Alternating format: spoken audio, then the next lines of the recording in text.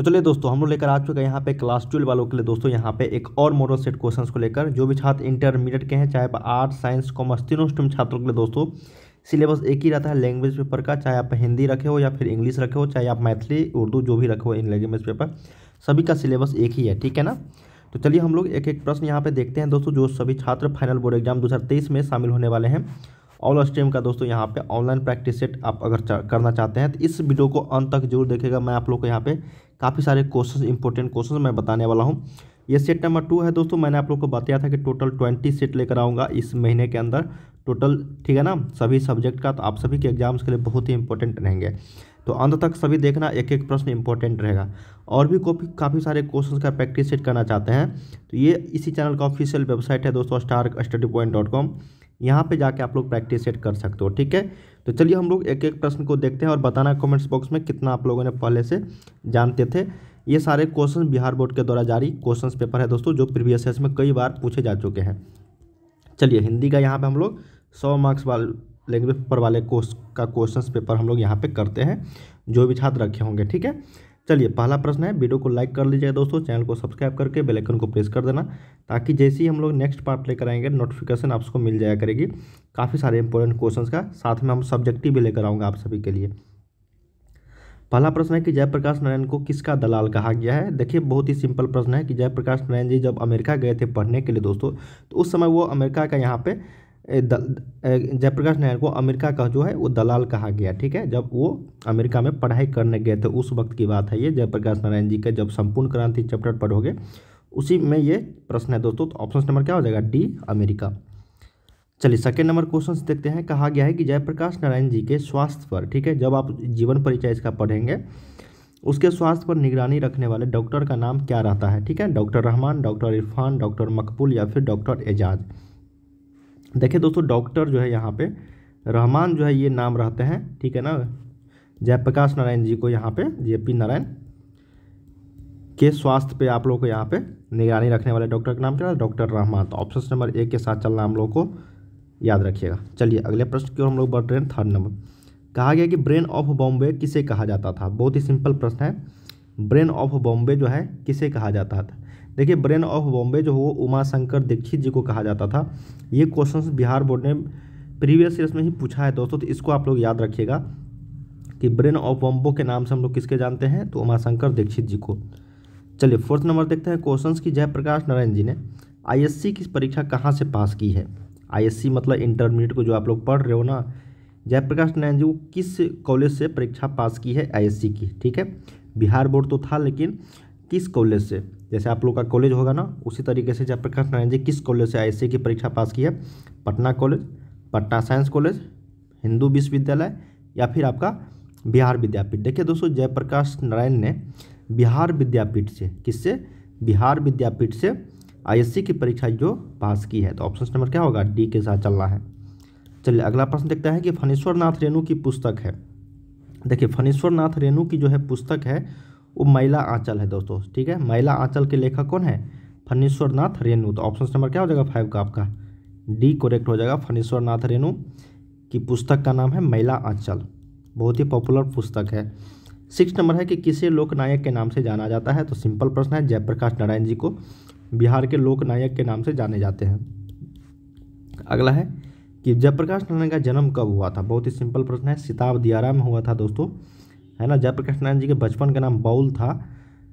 इनका जन्म कब हुआ था, देखिए 11 अक्टूबर को 1902 ईस्वी में इनका जन्म हुआ था, सिताब दियारा में, जो अभी बलिया में पड़ता है दोस्तों। ऑप्शन नंबर क्या हो जाएगा 7 का ए।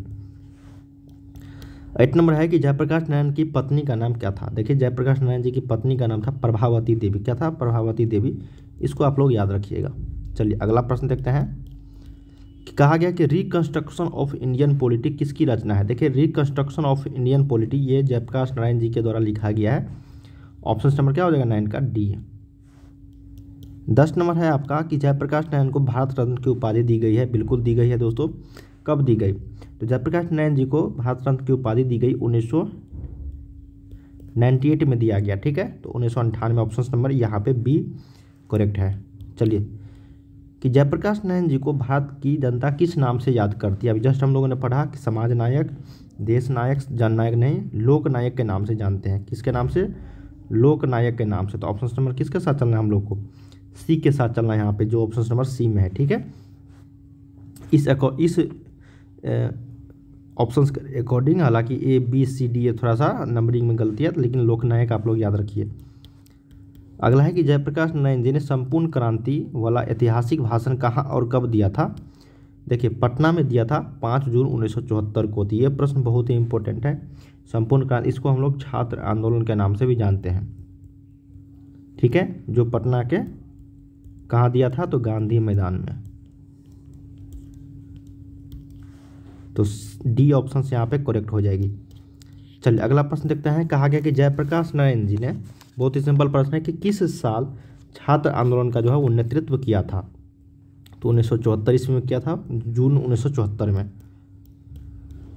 कहा गया कि जयप्रकाश नारायण जी के पिताजी का नाम क्या था? तो देखिए, जयप्रकाश नारायण जी के जो पिताजी का नाम था वो था आपका यहाँ पे हर्ष उदयाल। क्या था? हर्ष उदयाल। ऑप्शन नंबर यहाँ पे बी के साथ चलना है।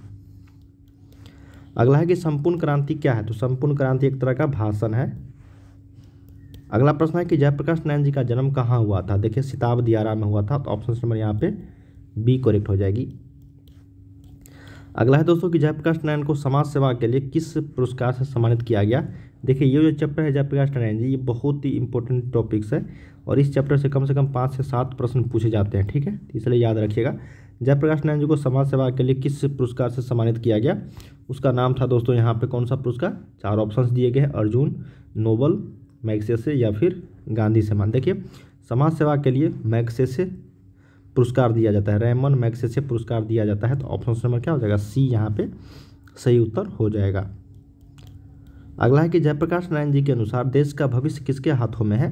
तो जयप्रकाश नारायण जी के अनुसार जो है नई पीढ़ियों के हाथों में है। तो ऑप्शन नंबर यहाँ पे 18 का बी सही हो जाना चाहिए। ठीक है, हो जाएगा। 19 है कि जयप्रकाश नारायण जी का जो संपूर्ण क्रांति जो है नारा किसने दिया था?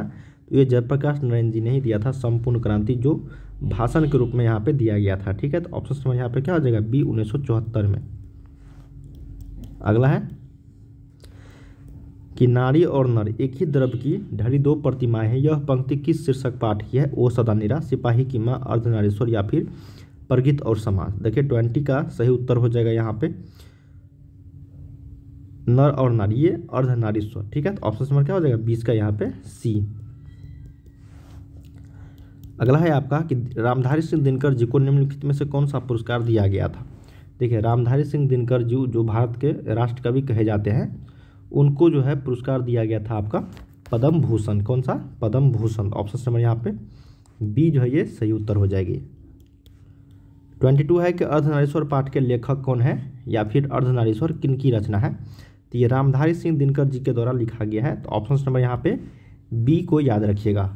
ठीक है, आप लोग तैयारी करते रहिए दोस्तों। यहाँ पे एग्जाम्स का बहुत ही सारे इंपॉर्टेंट क्वेश्चंस का तैयारी लगाते रहिए, प्रैक्टिस सेट लगाते रहिए, क्योंकि 50% ऑब्जेक्टिव क्वेश्चंस किया गया, उसका आप लोग तैयारी हमेशा से करते रहिए, क्योंकि ऑब्जेक्टिव से ही दोस्तों आप लोग का सब्जेक्टिव क्वेश्चंस बनता है। ठीक है ना, ऑब्जेक्टिव अगर याद रहेगा तो आप सब्जेक्टिव भी उसको अपने शब्दों में लिख सकते हो।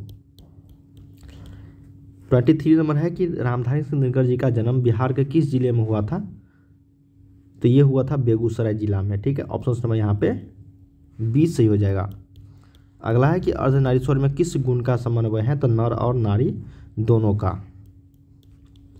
अगला है कि रामधारी सिंह दिनकर जी की पहली कविता किस पत्रिका में प्रकाशित हुई? तो ये था छात्र सहोदर। क्या था? छात्र सहोदर। तो ऑप्शन नंबर क्या हो जाएगा यहाँ पे? एक सही उत्तर हो जाएगा। ये जीवन परिचय में पढ़ोगे। अगला है दोस्तों कि रामधारी सिंह दिनकर जी के अनुसार यदि पति विचार है तो पत्नी क्या है? तो पत्नी जो है यहाँ पे बुद्धि, समझ, भावना या फिर इनमें से कोई नहीं। देखिए, रामधारी सिंह दिनकर जी के अनुसार यदि पति विचार है तो पत्नी क्या है यहाँ पे? वो है आपका भावना। तो ऑप्शन नंबर यहाँ पे सी सही हो जाएगी।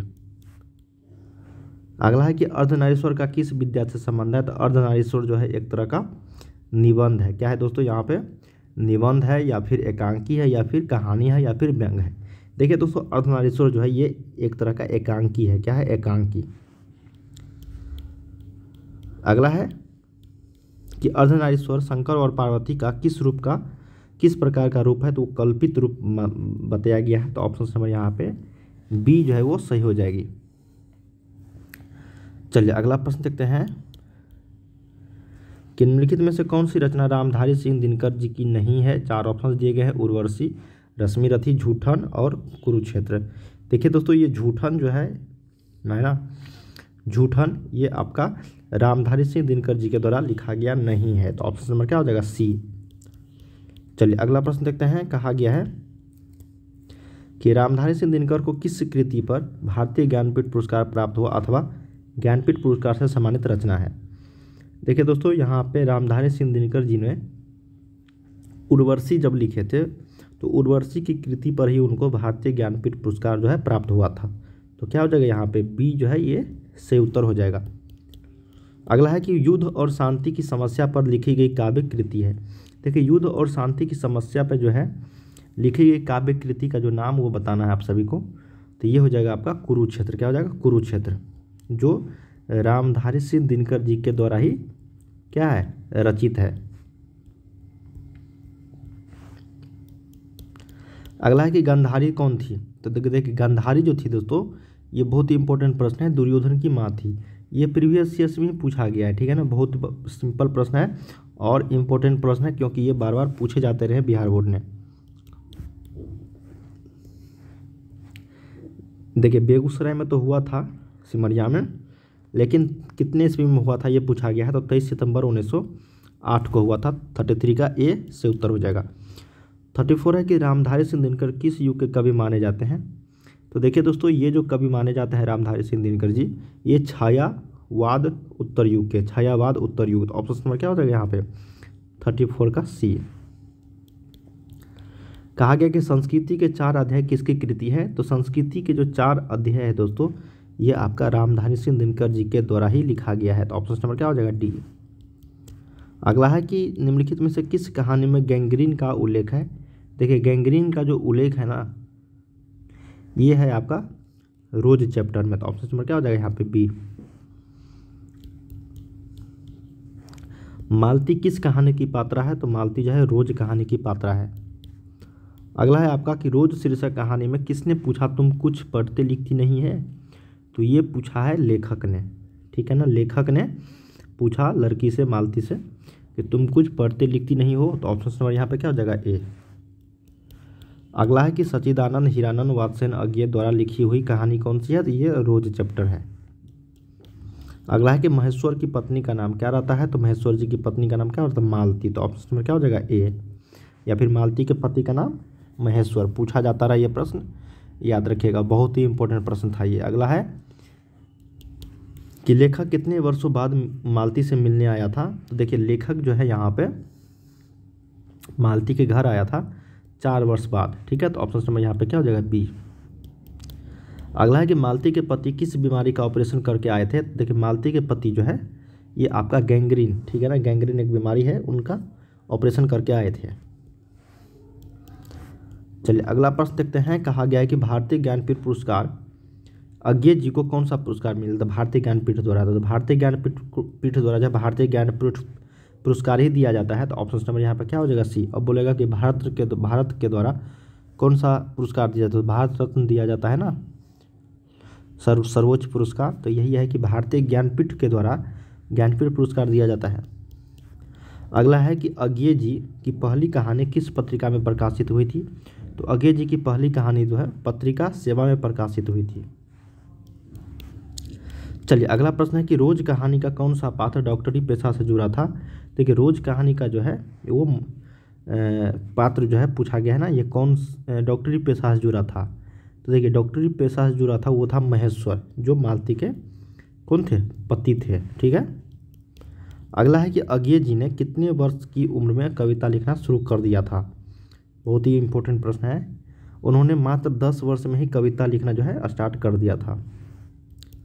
अगला है कि तार सप्तक का संपादक कौन है। तो देखिए तार सप्तक का संपादक जो है वो है सच्चिदानंद हीरानंद वात्सेन अज्ञे। तो ऑप्शन नंबर क्या हो जाएगा यहाँ पे, डी करेक्ट हो जाएगी। अगला है कि नदी के द्वीप किसकी रचना है। देखिए दोस्तों नदी के द्वीप जो है उदय प्रकाश अज्ञे, जयशंकर प्रसाद या फिर हरे कृष्ण प्रेमी। देखिए पूछा गया है कि नदी के द्वीप जो है रचना ये सच्चिदानंद हीरानंद वात्स्यन अज्ञे जी के द्वारा ही लिखा गया है, रचित है। अज्ञे को ज्ञानपीठ पुरस्कार किस रचना पर प्राप्त हुआ? भारतीय ज्ञानपीठ के द्वारा भारतीय ज्ञानपीठ पुरस्कार दिया गया था अज्ञे जी को। ये कौन सी रचना के लिए? तो कितनी नाव में कितनी बार के लिए दिया गया था। लास्ट क्वेश्चन है, अज्ञे जी का जन्म हुआ था। तो देखिए अज्ञे जी का जो जन्म हुआ था वो 7 मार्च 1911 को, ठीक है। तो याद रखिएगा 7 मार्च 1911 को।